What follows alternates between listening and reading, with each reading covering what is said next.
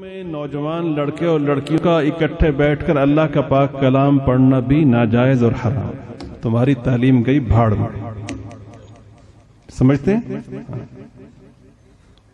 جو شخص اپنی جوان بیٹی کو مخلوط ماحول میں تعلیم کے لیے بھیجتا ہے پرلے درجے کا بےغیرت اور بے حیا ہے.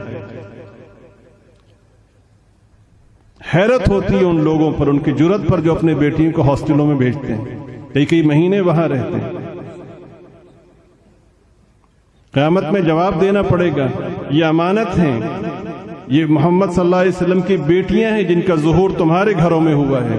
کل قیامت میں کیا منہ دکھاؤ گے؟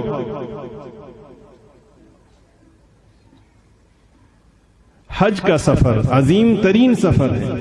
پاکیزگی سے شروع ہو کے پاکیزگی پہ ختم ہوتا ہے. اتنا عظیم سفر ہے کہ جب کوئی شخص حج کر لیتا ہے تو حدیث پاک میں ہے کہ وہ گناہوں سے ایسے پاک ہو جاتا ہے جیسے آج ہی ماں کے پیٹ سے جنم لیا. ایسے ہی ہے. اللہ پاک اتنے خوش ہوتے ہیں حج کرنے والے سے کہ جب وہ واپس آ رہا ہوتا ہے تو سرکار نے درخواست کی اللہم اغفر للحاج، اے اللہ حاجی کی بخشش فرما.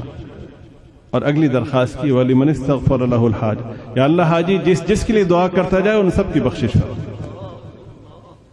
ٹھیک ہے؟ ہوا کیا؟ ہوا یہ کہ ایک صحابی آپ صلی اللہ علیہ وسلم کے ساتھ جہاد میں شریک تھے. آپ صلی اللہ علیہ وسلم نے ان سے پوچھا کہ تمہاری اہلیہ؟ کہ جی وہ حج کے لیے گئیں. حج کے لیے گئی ہیں، یونیورسٹی نہیں گئی تھی، ایسی تعلیم کے لیے نہیں گئی تھی جہاں تعلیم کے نام پر بے حیائی سکھائی جاتی. کہاں گئی تھی؟ اللہ کے گھر میں گئی تھی، جہاں ایک نماز کے پڑھنے پر 1,00,000 نمازوں کا ثواب، ایک قدم پہ لاکھوں نیکیاں ملتی ہیں، 1 روپے کے خرچ کرنے پر لاکھوں روپے خرچ کرنے کے برابر سے. ایسے ہی ہے. ایسی جگہ گئی تھی کہ آدمی کو جب جیسے ہی شعور میسر ہوتا ہے تب سے موت تک وہاں جانے کی تمنا کرتا اور بار بار کرتا.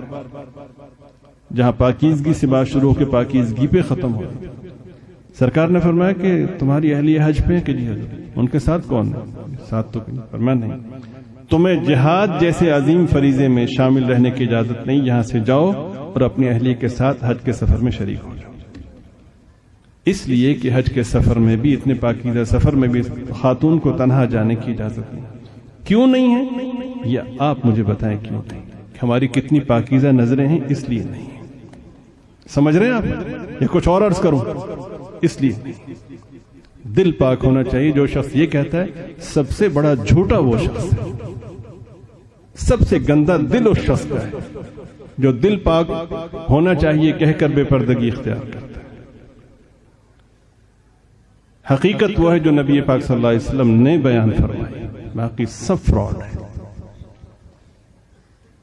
اللہ تعالیٰ مجھے آپ کو، ہم سب کو دین کو سمجھنے، اس کی عظمت کو پیش نظر رکھنے اور اخلاص کے ساتھ اس پر عمل کی توفیق